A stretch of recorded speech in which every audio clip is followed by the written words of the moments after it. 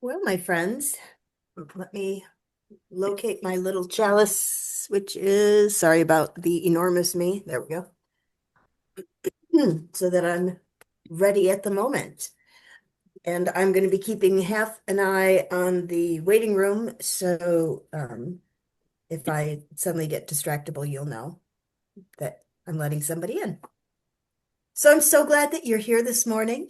Um, I was a, it felt like Les described it as being a kid wishing for a snow day as we kept looking out the window this morning and nothing was happening. It was like, Yeah. oh, please don't make this have been for nothing.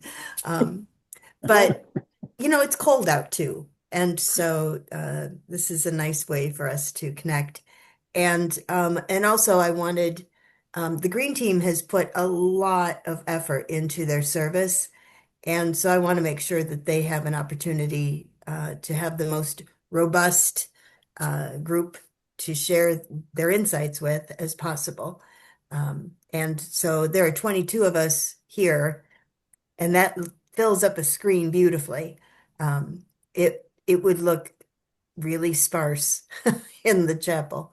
So so we are gathered, and I am grateful. So we're going to begin with some gathering music, which is a mashup of Nirvana's song "Come As You Are" and our song "Gathered Here." I would suggest that if unless you are talking, to keep yourself on mute. That way, if you want, you can sing along. Zoom is not amused with having people attempt to sing all together uh, Ah, on Zoom. It makes it very cross. yeah. So feel free to just listen. Um, and also, if you want to.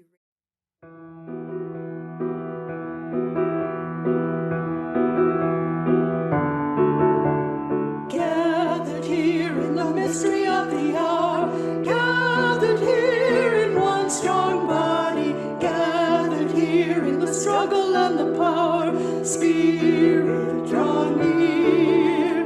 Gathered here in the mystery of the hour, gathered here in one strong body, gathered here in the struggle and the power, Spirit, draw near. Spirit, draw near. Come as you are, as you were, as love wants you to be, as a friend among friends, in your own harmony. Take your time, have no fear, the choice is yours and we're all here. Take a rest, ease your mind, come on home. Right now's the time. Come as you are, as you were, as love wants you to be, as a friend among friends, in your own harmony. Take your time, have no fear, the choice is yours and we're all here. Take a rest, ease your mind, come on home. Right now's the time.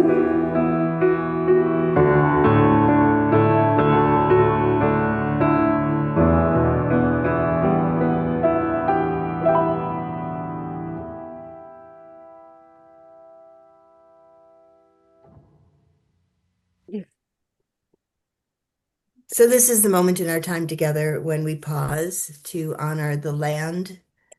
We're grateful for the holy ground and the indigenous people who once occupied the land where our church stands. And may we covenant to strive to establish healing relationships with their descendants who lived and died in this place. And Ron, for your so that you know what we're looking at, it's a snowy wooded scene with a white-tailed deer looking suspiciously at us. Hmm. All right, next slide, Les. Whenever we gather, we light the chalice, a cup or vessel that symbolizes all the flames that we bring to create one flame. And so, next slide. I invite you in your space, muted, to join me in our chalice lighting words. We gather this hour as people of faith, with joys and sorrows, gifts and needs. We light this beacon of hope, sign of our quest for truth and meaning, in celebration of the life we share together. So when we gather in person, this would be the time when I would invite you to come forward and place a stone or shell in honor of all that you bring. Today, I would like us to try something new. Um, I don't know if you're familiar with the author Anne Lamott, but she has suggested that there are only three prayers: help, thanks, and wow. Help being the things that are on our minds that we would request assistance for, or assistance on behalf of another.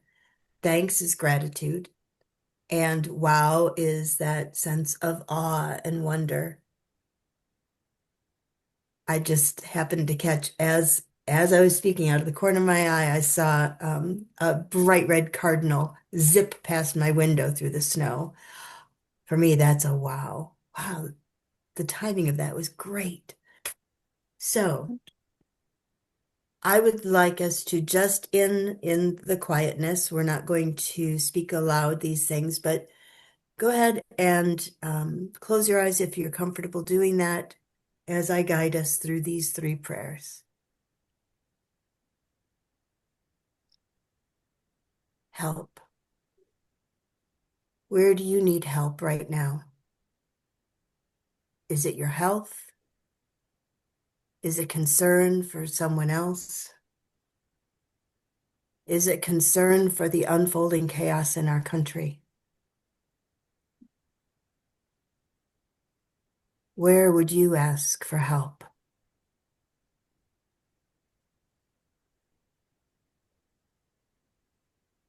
Thanks. Where are you experiencing gratitude today? Perhaps it is being in the warmth and comfort of your home. Perhaps it is the company that you are with, or the people in your heart that may not be present, but whose presence is always keenly felt.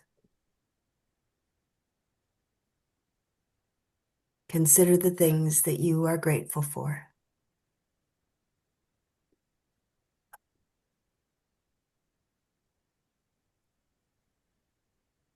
Wow. What gave you chills this week and not the temperature kind?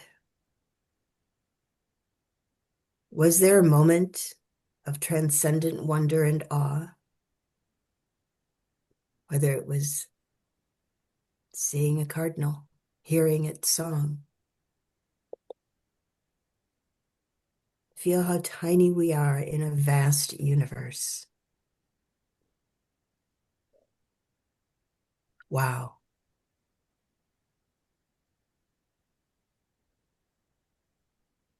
Thank you for sharing that time with me. I invite you to bring your awareness back to this beautiful circle that resembles the Brady Bunch. The Brady Bunch and all their relatives. Last Sunday, I offered a sermon that began with World Religions Day and then went into some other thoughts. And I recognized that I may have left some things unfinished and perhaps stirred some things in you that need further reflection. And the weather conspired to make it possible for us to engage in some reflection. So I'm going to offer some of the small chunks from the sermon. I don't know why I just had to give the gesture of how a sermon looks on a piece of paper, but there you go. And then I'll open it up. If there's unfinished business, if there are things that just want to be brought to your attention, um, this is the time. So, Les, if you would bring up the slide of the golden rule. So, one of the functions of World Religions Day, which last Sunday is the third Sunday in January, was that observance that was created by the Baha'i Faith in 1950. One of the uh, foundational ideas behind it is that there is an essential harmony among the world's religions. And so we talked a little bit about the golden rule and there's a graphic here that shows the many symbols of the faiths that include something like the golden rule, whether it is in the positive or in the negative, um, but that most religions seem to have this idea.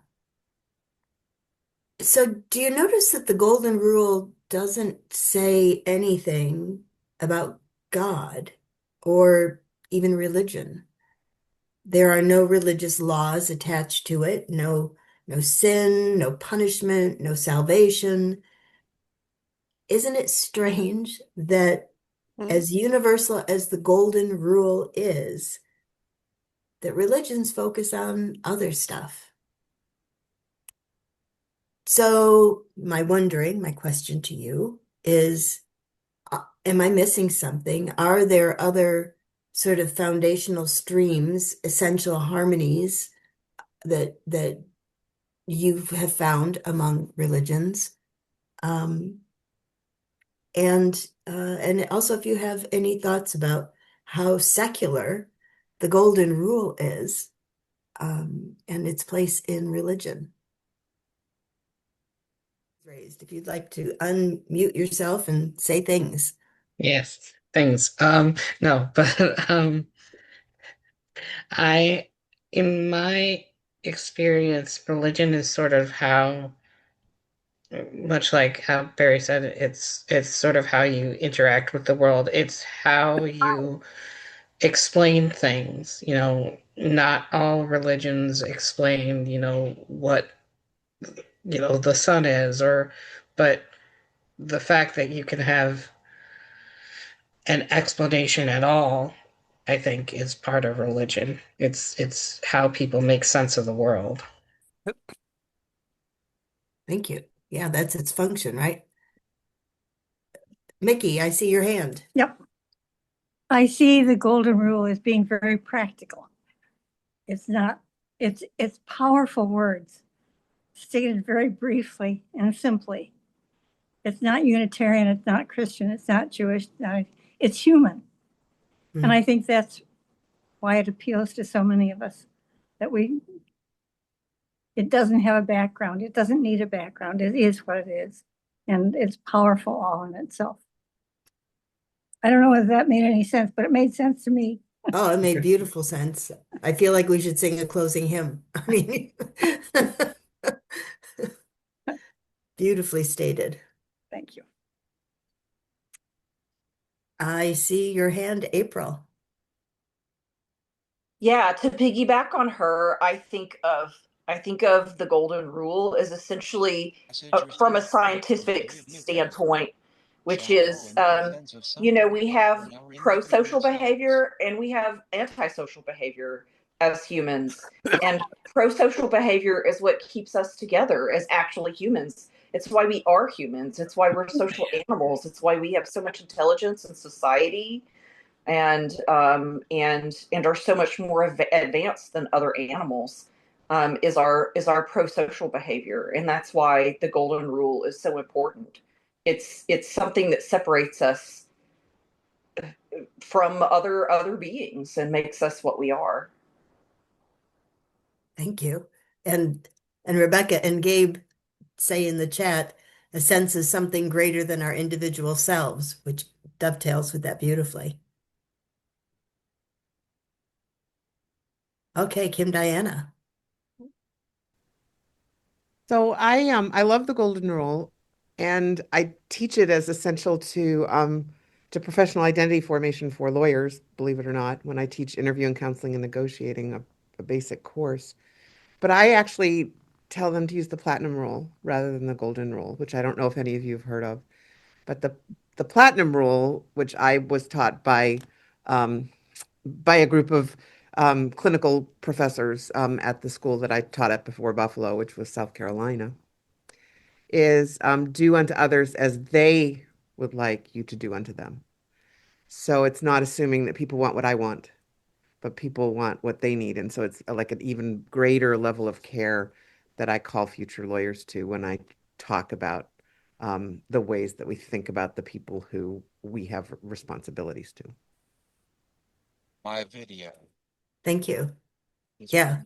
Other people are not the passive recipients of of what we choose to extend. I mean, that it needs to be relational. I love that.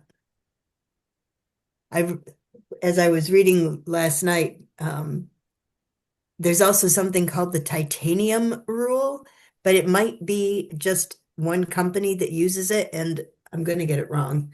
But it was something like do unto others what they don't even know they want yet, or something. So Mm. it was very much a business model. Mm. And yeah, just I love that it's still a living thing, right? That it there's still conversation, eons, I don't know the eons, but lots and lots of years since someone said, hey, you know what, we should do this thing, or a bunch of someones all came up with it at the same time, which is lovely to think about.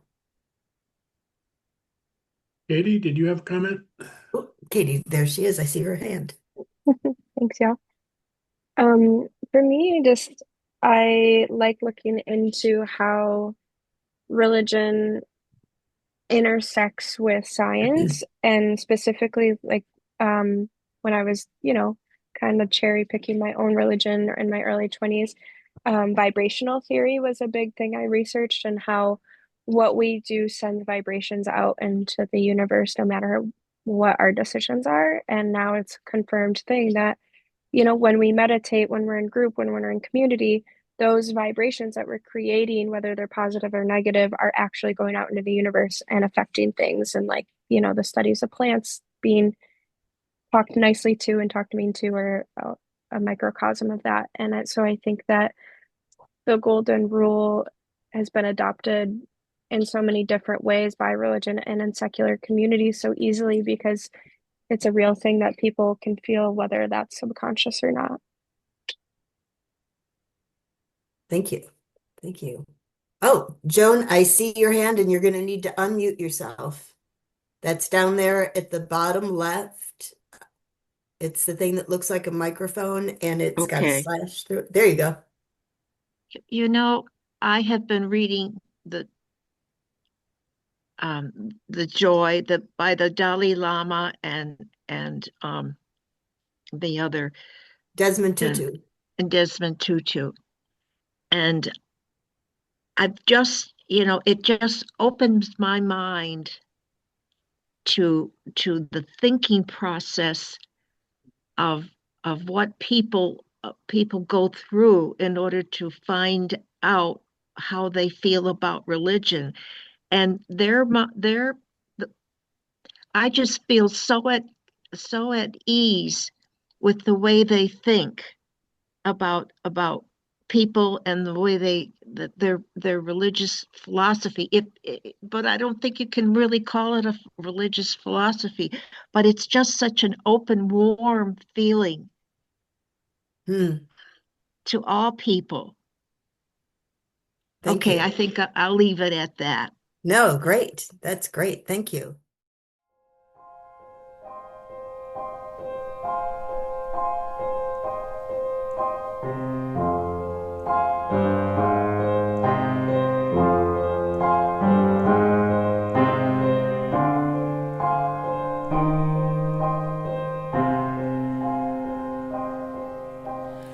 Building bridges between our divisions, I read out to you? Will you reach out to me?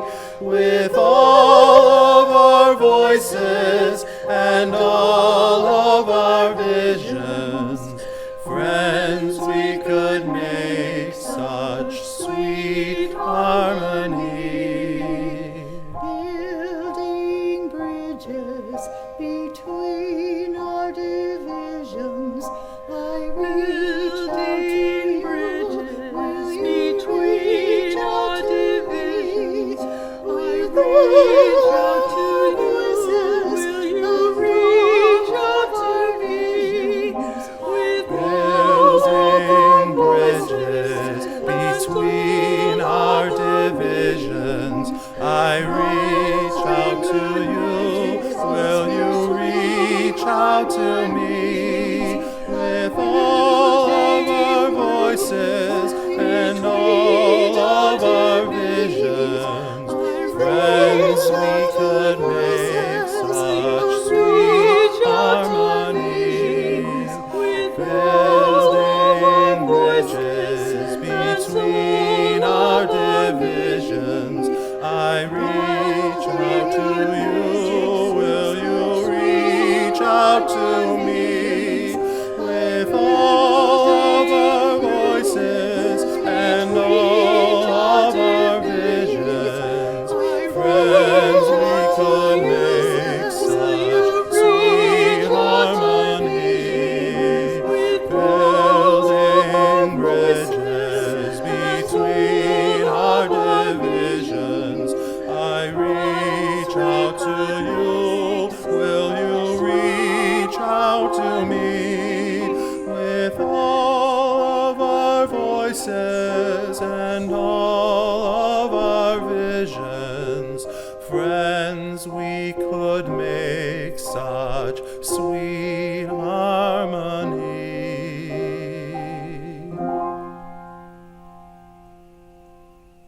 So, building bridges among other faiths, other traditions. But I wonder, I think an interesting possibility is the bridges that we build in our own spiritualities or theologies. And I'm purposely using that in the plural for us as individuals. I mean, we know that there's pluralism. We like that a lot, amongst us. But I wonder about the plurality, the pluralism within. In the sermon last week, I gave the example of one of my colleagues who wanted to really dive deep in Buddhism, and the Buddhist monk said, you really, if you're from a Western country that has a form of Christianity, you might think about diving deep there. Which, after the service, I thought, oh, I hope people didn't hear me that you're not allowed, because that's not the point. For me, and I think it's what Paul Knitter indicated in his book, Without Buddha, I Could Not Be a Christian, that we can hold various spiritualities and theologies. And the trick, the pressure point has to do around appropriation. If we're taking all their goodies and not engaging mindfully and in relationship with others who might have that same theology. So I've just thrown 57 things at you. So what pasta is sticking on your Zoom screen, to mix all the metaphors, about holding various spiritualities internally? And maybe I'm making assumptions, and you're allowed to say, no, I have just one. It is this. I'll take a sip of my tea so you feel like you can speak. Barry, I'll bet all through school you were the kid that always was like, okay, I'll go first and I'll open the door so people can do it. All right, you're still muted, my friend.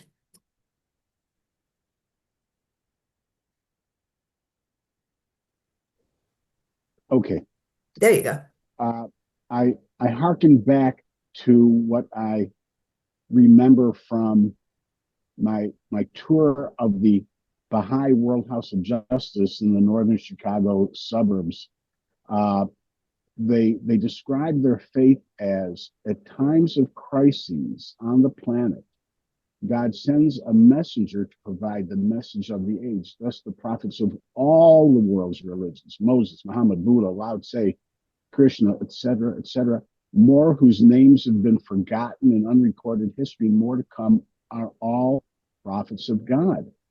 And therefore, it helped me to reconcile what might be differences among religion than to think they all have something to offer. And in terms of theology, the religion is how we practice, how we manifest, again, how we manifest that theology. And there's a whole lot to pick in those world religions, but there's also commonality in them too. As the sermon, as the chart showed, there's a lot of commonality. They built on each other.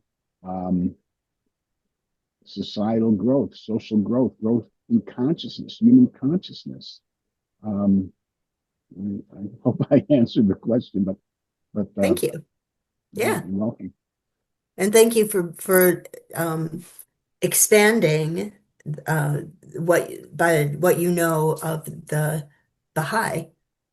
Okay, we have. The first worship service I provided at summer worship service ever at UU was a member of the Buffalo Baha'i community, reconciling world religions. Yes, and we sang So "One Clean Soldier." in the chat, Rebecca notes, I've been on a long journey of belief. I feel like most days I don't know what I believe, but what sticks is the values we hold, no matter what we believe, and that we can adopt new values to grow into better people.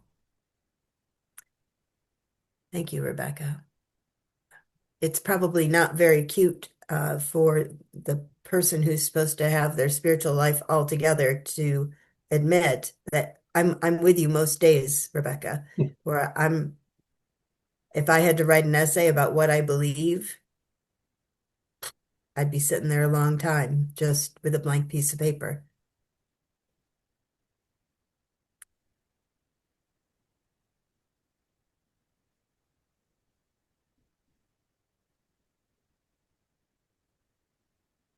Does anybody here have it all together? And all together is not like the pinnacle, but do you have, I mean, like, do you wake up in the morning, sort of each morning going, yeah, this this is what I believe? Because I'm curious. This is not me like trying to trap you. This is me curious.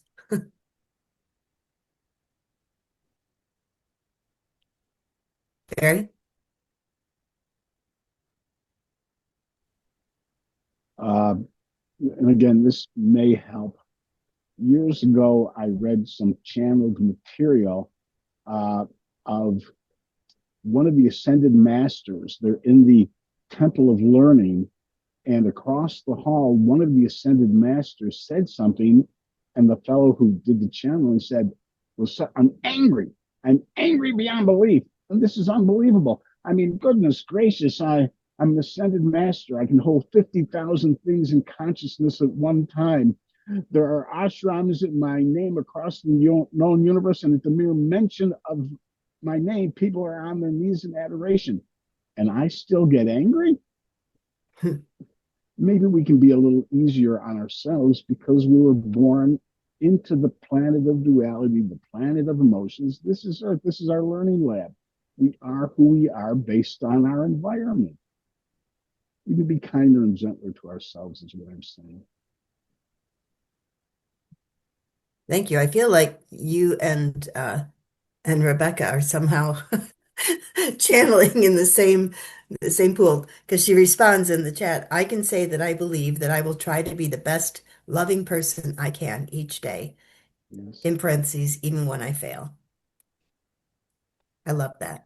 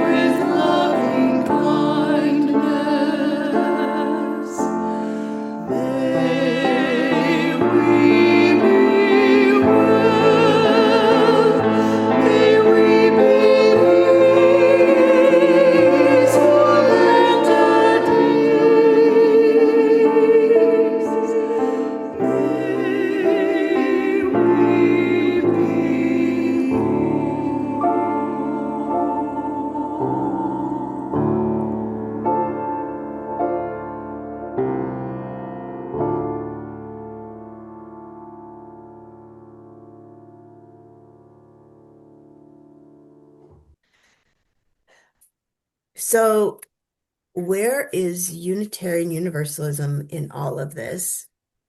Our values have come up. Um, I wonder, there we go. A lot of folks identify their Unitarian Universalism with a hyphen. That they are a UU Christian or a UU Buddhist or a UU pagan or whatever, where there's like an intensifier. Grammatically, I think the hyphen is upside down because um, shouldn't it be I'm a Buddhist UU, like you use the object, but I digress. Um, so with our emphasis on values and actions rather than on beliefs, um, would does it make sense to say that um, the bucket that Unitarian Universalism fits in most likely is a religious humanism, where it's it's our essential humanity that grows and that is the emphasis? This is a true question. Um, and so I would love to hear your thoughts about if, and because I don't think we can defy categories.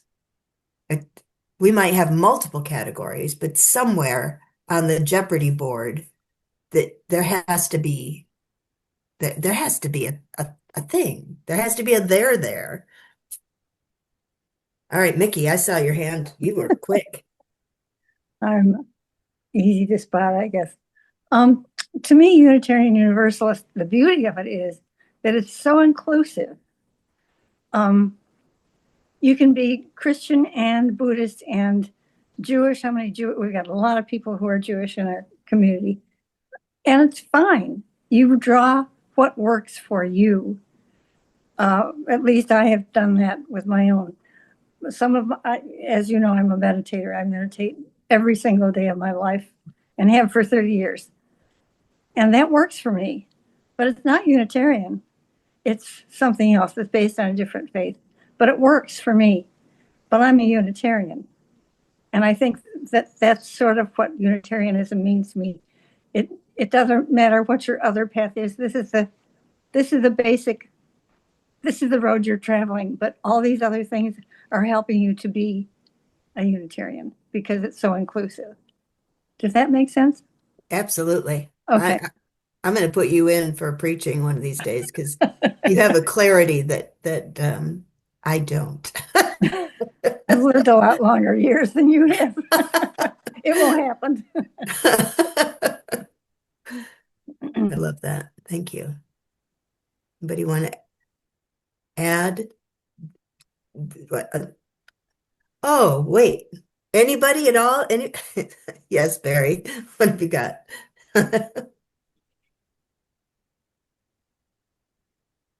Go figure. But in the married days, my wife and I were doing church shopping. And the week number one, we wound up at a place that didn't realize was fundamentalist. And I flipped over the back of the order of service, and there wasn't anything I could agree with. We bolted out the back after the service was over. Next week, we went to UU Amherst, and I flipped over the order of service, and there wasn't anything I could disagree with. Over the years, when I've taken those online religious tests, which religion are you? I'm always UU. And I do believe that's because it meets my values. And there we go. That comes back to it. Our values are important. They're what can I say? They're just very, very good, very human, very the words Thank fail you. me suddenly. So if any of you are interested, there is a website. It is called BeliefNet, and I can't remember if it's .net or .com, but if you search BeliefNet, and it's a questionnaire, quite an extensive one, of you responding to questions about your values and religious ideas. And then it rates you at the end based on your answers. You might be 97% this and 13. What I love is that it's way more than 100%, which I think is just beautiful that you can be, you don't have to fit into the 100% mold. You can be a lot of percentages. But uh, Unitarian Universalism, I'm trying to think what a lot of people come up as second. Maybe it's Quaker. Oh, Matt says, I took that test for a class in high school. I think I came up with UU really high up, and I didn't know what that was at the time. Well, here you are. Katie. So I've been thinking a lot about this because for everyone in here who's not Michelle, I we were playing around with the idea of World Religion Day for a few weeks, and if we wanted to do a thing and how important it is and pluralism and describing that. And so it's just been on my mind as it has been for the last 20 years personally. And I've been working through a lot of like philosophical tenets within UU lately. And I just keep coming back to the question of using things as languages. And to me, the question is UU the language in which we speak our religion, or is our religion the language in which we speak UU? And I think that kind of goes back to what Barry was saying earlier, is that, all these, they're all prophets of belief. And just because you're familiar or less familiar with one, or identify with one, or don't identify with another, doesn't mean that they're all different things, or one's more important than the other. And so I think that that's just I have no answers, but I think that's just a really interesting way of looking at the question of which is the language you're speaking and which is the exploration. That's all I got. So maybe if I were to borrow Mickey's idea of the road, is UU the road or is it the car? Is that, Yep, exactly.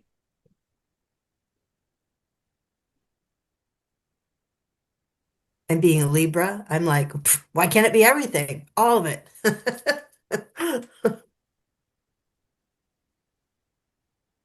Okay, Joan, remember how to unmute yourself? It's off to the right or the left. It's the little thing that looks like a microphone. There you go. Maybe you think I'm eliminating the feeling. Um, I think at different ages, at different intellectual growth, that we that that that the change of religion and the meaning of religion takes on a different a not a different name, but a different philosophy. Because you think through so many different phases of your life, and you really do change. You Yes. change intellectually, morally, and so you've got to give yourself time to do that, and not beat yourself down for it. Thank you for that. And that reminds me of Okay, now where do James. I go? Okay, you go back down to that corner, Okay, I got it. Zoom Pro. Um, so James Fowler, Stages of Faith. I did a sermon on it like 8 years ago. Might be time to revisit that. It absolutely connects with our human development, mentally, emotionally, and spiritually and physically. I mean, just the all of it, and how our as our brain develops, how we are able to, engage with non-tangibles. If I were to talk to my 5-year-old twin granddaughters about, higher mysteries, they'd be like, can we have muffins? I mean, it's very concrete thinking, right? Hopefully, we have the opportunity in our lives to engage in other ways of thinking. I'm not going to say higher. It's really hard in all of the graphs. It's like if you start here and you might end up here, like it's like a it feels like a judgment. Like if you don't make it all the way to the top, what's wrong with you? Um, but I think we have maybe that's why I love spirals so much because I think we get hints of other ways of thinking and being. And that's those are the breadcrumbs, right?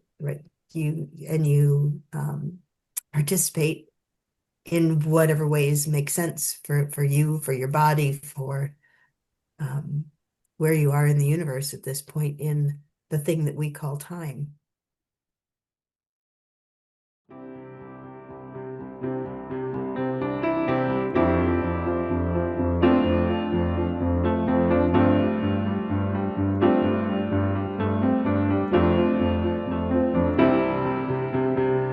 I'm gonna lift my sister up, she is not heavy. I'm gonna lift my sister up, she is not heavy. I'm gonna lift my sister up, she is not heavy. If I don't lift her up, if I don't lift her up, if I don't lift her up, I will fall down.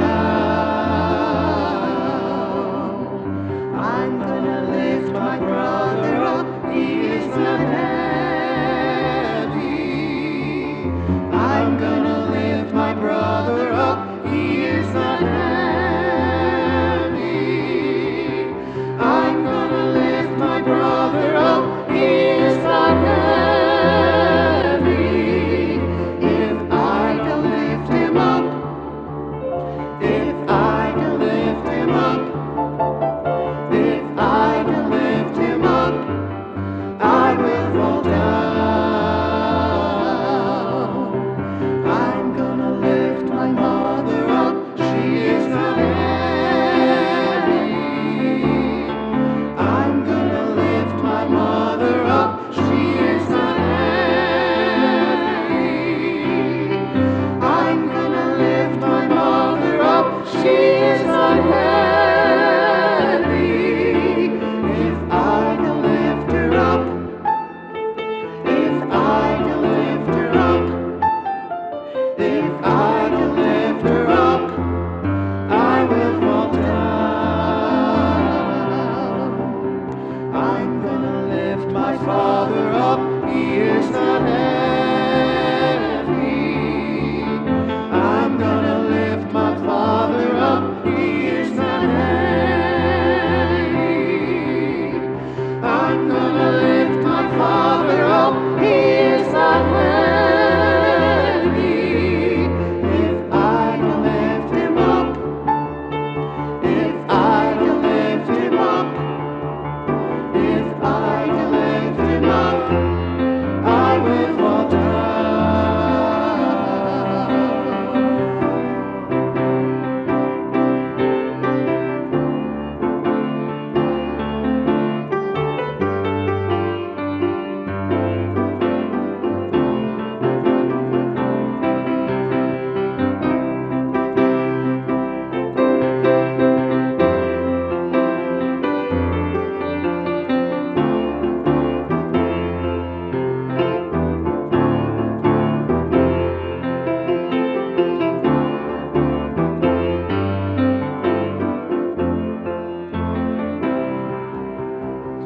I'm gonna lift my people up, they are not heavy.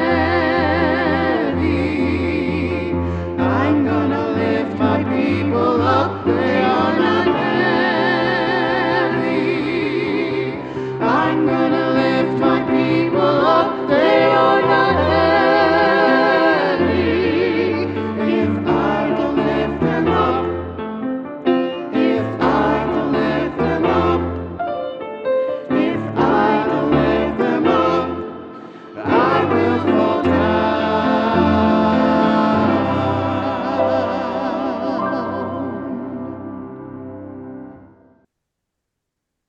Kim Diana writes in the chat, this makes me think of all the UU clergy and leaders protesting for justice in Minnesota this weekend. Thank you for this beautiful music reminding us of some of our vital UU values. So it's been choosing the music. All of the videos were ones that we made during the lockdown. And we created cubicles with clear shower curtains so we could still see each other, but to be safe while we sang, because of course that was the thing we couldn't do. So revisiting some of this music has been timely, as Kim Diana says, truly, truly timely. Well, my friends, I'm grateful for this time that we have spent together. I hope that it has been meaningful for you. And I am pretty sure you know at least a few of our chalice extinguishing words. So mouth it along or just move your mouth and I'll think you know it all. We extinguish this flame, but not the light of truth, the warmth of community, or the fire of commitment. These. Click. Next slide. These we carry in our hearts until we are together again. Thank you for setting aside this time. Be warm, be safe. If you have needs that I can help with, let me know, please. Okay? All right? You're my favorites. Don't tell the rest of them. Thanks, Michelle. Thank you, Michelle. This was really good. You're welcome. Thank you. Thank you, Robin. Bye-bye. Bye now. It was a warm meeting and a cold day.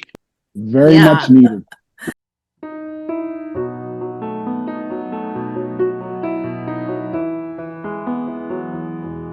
Try